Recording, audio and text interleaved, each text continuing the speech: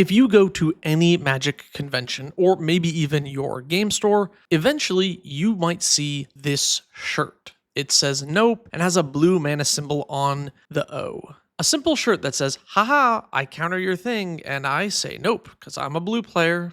What a funny joke. I've always hated this shirt. I find it annoying. Why does blue have this reputation, and why does it receive hate in this way? And it is just blue that gets this treatment. I have never seen any of these other shirts in the wild. So I've spent some time thinking about why people don't like blue. Before I get into the rest of the video, I want you at home to pause and think what blue means to you in Magic. And then once you're ready, hit the subscribe button and you can move on to the rest of the video. Also, if you are looking for a new deck box, check out Dragon Shield's Strong Box, which is out now. It is a simple deck box for your deck. It has no latches, no knobs, nothing but 2 sliding pieces. Honestly, when I first saw it, I didn't think it would hold my deck very well, and that all my cards would spill out. But because of how it's designed, that can't really happen. Since it only separates from this exact point, no matter how the deck box rolls around in your backpack, your deck won't fall out. I tested this in my backpack,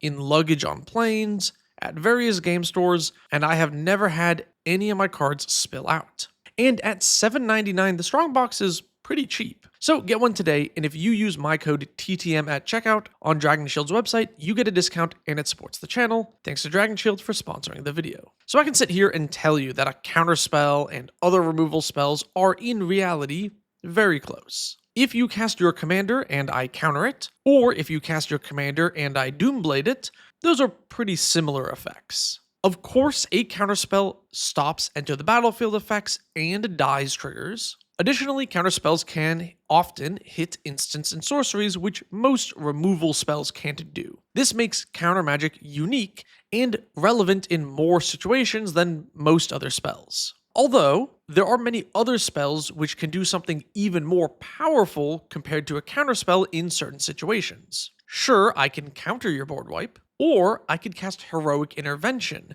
and now your board wipe clears everyone's board except mine. Don't get it twisted though, counterspells are powerful. The flexibility they have is just really good, along with mana efficiency and oftentimes other utility. I am not trying to downplay that. I'm just saying that getting your stuff countered isn't that much crazier than getting hit with a removal spell in just about any other color. Plus, counterspells have other weaknesses. Mostly that they are useless once a spell has already resolved. It's definitely pretty annoying when you draw your counterspell the turn after they cast a massive threat. Also in Commander specifically, counterspells are kinda mid. Just like any other one-for-one interaction, it requires a lot of card advantage to actually keep that up and cast it a lot. This is why oops all counterspells is just not a very powerful strategy in Commander. Yeah, you can shut a player down, probably, but being able to actually control the whole table is rather difficult. Honestly, I rarely get complaints from players when I play blue control decks because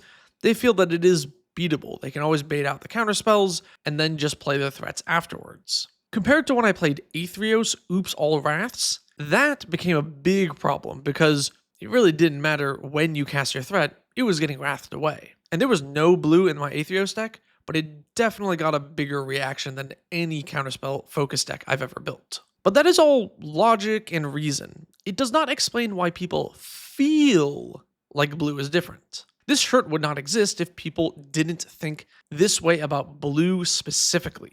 Okay, what if it's control people don't like? Blue leans towards control and is a very good splash color in any control deck. Adding some counterspells in tandem with other removal that can hit stuff that's already on board is quite powerful, and then gives you the ability to really remove anything. They even have a shirt showing how strong Azorius is.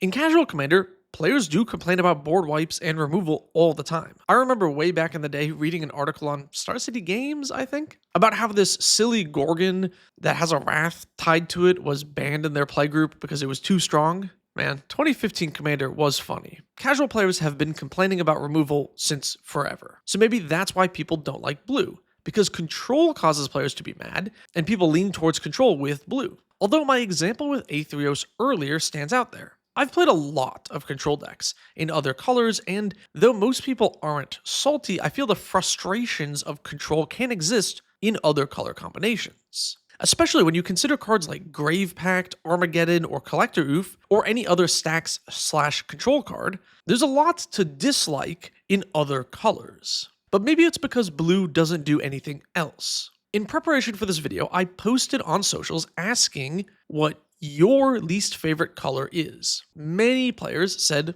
blue, because it does nothing other than counter and control. Which is odd because blue has lots of other themes. Clones, artifacts, unblockable, and more. I also found multiple comments of people saying that about other colors. Red is just aggro, black is just sacrifice, white is just tokens, green is just ramp. You know how it is. So people do generalize for all colors, not just blue, and that is a reason some players dislike certain colors. But the idea of blue doing nothing else here might be more relevant, so let's dive a little further into that. Every color has the annoying, salty thing they can do, but stacks isn't played very much. Even pre-Commander, we didn't have much land destruction in Modern. Of the stuff that is salt-inducing, counter spells are the only ones we actually still use and the only ones that are commonly printed. When was the last time we got a new Armageddon effect? And counterspells are quite difficult for new players to deal with. Most of these salt-inducing cards or strategies are that way because you can't beat them by playing normally. I think the somewhat recently unbanned Braids Cabal minion is a good example of this. For years, when anyone talked about this commander being unbanned, or when it finally did get unbanned, people would describe situations where you slam Braids out on turn 2 and lock the game up. Except that's not how this commander works, because players can just skip their land drops and wait for the Braids player to run out of resources. Braids can be powerful, but you need it in tandem with other sacrifice fodder before you just slam the commander. Players, though, don't really see the line where they need to just skip a land drop intentionally. I've played a lot of stacks, and to beat stacks, there are many times where you have to make weird, unintuitive plays to get around it. Sometimes playing slow so that you don't lose certain cards to the resource denial pieces is a weird thing you have to do to beat a stack. And that knowledge check is very difficult for new players to get over. Counterspells kinda do this. To beat them when compared to other removal, you need to play a bit different. A lot of playing around counterspells is forcing them out at inopportune times, which can be different to playing against normal spot removal, since you can often just cast your card with a death trigger or enters effect anyway and get 50% of the value regardless. And in Commander, using table politics to get your spell not countered is even better than getting it not removed, because when your next opponent doesn't play something as threatening as your creature, well, if yours has already resolved, the counterspell can't remove it anyway, so they should counter the other threat. Whereas if they had a spot removal piece, they could wait, see that your next opponent played something not as scary as yours, and just remove your creature anyway. So if you use politics and say that someone else has something more threatening in hand, and potentially dodge the counterspell, there is even more upside. But that isn't super intuitive for new players. This all sounds like a new player problem though. This shirt is pretty old. I've seen people wear it for years. So MTG boomers wear this shirt. So maybe it's something about those who wear the shirt. When I did all those posts about players' least favorite colors, the term blue player was thrown out much more often than any of the other colors. In fact, I don't think red, white, or black had more than one mention of those types of players. And the green one might be influenced because this is my audience replying to my post. It leads me to ask, are people playing blue the problem? Are they annoying and smug, as many comments like to think? I've met people who wear this Nope shirt that were very nice. And I would like to imagine I'm not annoying and smug, certainly, right? I hope you agree.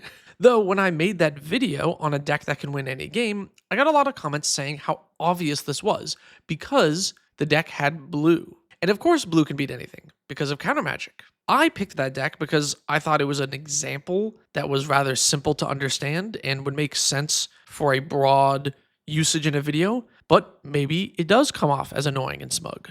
But if it were just old blue players being annoying, then the new casual commander players would not have the same experience. So there is something inherent to blue as a color which is causing this reaction or causing players to act a certain way. So let's combine some of these ideas I've presented so far to see if we can make a more comprehensive reason why blue is hated so much. So every color has something it can do which causes you to play abnormally to beat it. Those things are often salt-inducing for new players because they don't know the trick or secret to beating this specific thing. And then playing normally causes them to lose. For blue, that's counter magic. It is a unique thing. It works differently when you compare it to other removal, which means you need to play a little bit off to play around counter magic specifically. There is no other removal that really forces you to sandbag instants and sorceries. But unlike other mechanics that different colors have, which are considered salty,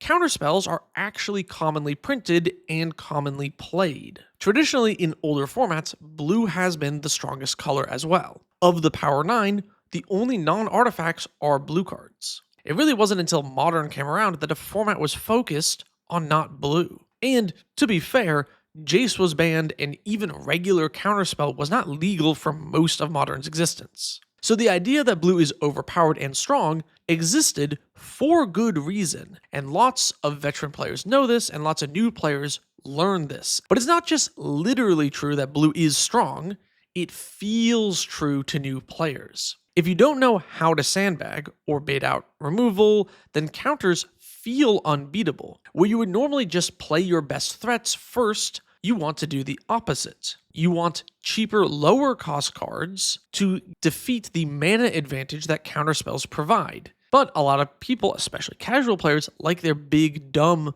funny, goofy cards. So a lot of players end up just running their favorite win cons and value pieces into open mana without thinking, and then they get hit by a counterspell at the worst time. I also want to introduce one other factor tied to counterspells. The fact that they are often the last spell cast in a game. A player might use them to protect their own win condition, or stop someone else from winning, causing them to lose shortly after. Because most players are not on pure control decks in Commander, counterspells are often saved for game-ending plays. Whereas in other colors, the last spell you cast in most games is the finisher, the thing that ends the game, or you are using a spell strictly defensively. A heroic intervention didn't stop you from playing Doomblade. I'm just protecting my thing.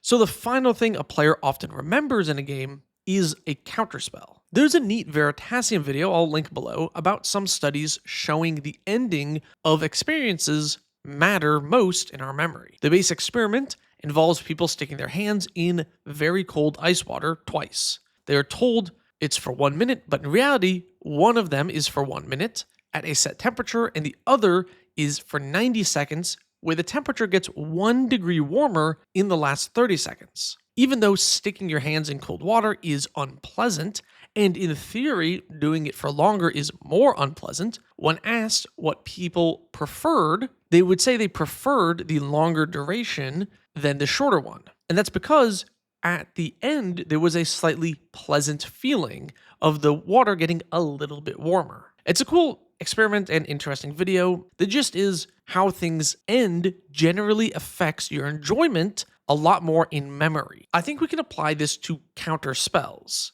Because counter spells end games a lot of the time, and if you got stopped by one just as you were about to win, you remember that. Or you're playing the counterspell and you remember saving that counterspell for the very end, and oh, it's awesome how you managed to outplay your opponent and thwart their final attempt to stop your win. You remember that. I think this is what keeps the cycle going. Counterspells are annoying in the same way that lots of removal or stacks can be annoying. But counterspells, unlike stacks, actually get printed in modern times. Then the players lose to counterspells, causing them to get frustrated by counterspells, and old players get joy out of them while acting smug because they think they're outplaying their opponents. It was the last spell cast and basically turned the tide of the game. Obviously, I'm generalizing here a little bit, but I think these factors come together to make blue the most hated color. Let's finally get back to this dang shirt. Why do I hate it? Well, I don't really like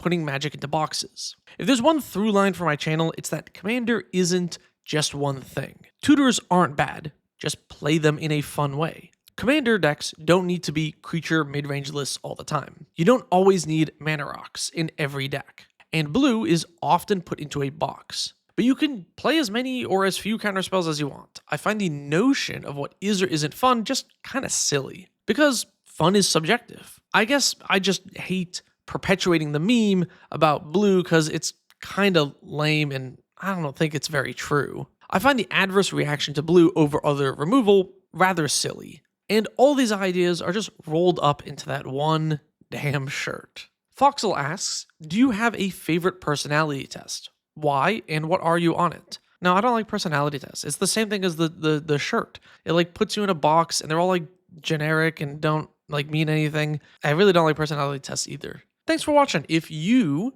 have any thoughts about blue, let me know in the comments below. Also, check out second channel video. It's there. Maybe I should have plugged that earlier. Maybe I'll do that. If you want to be in the credits like my tier 3 patrons here or ask questions like Foxel did there, check out the link below.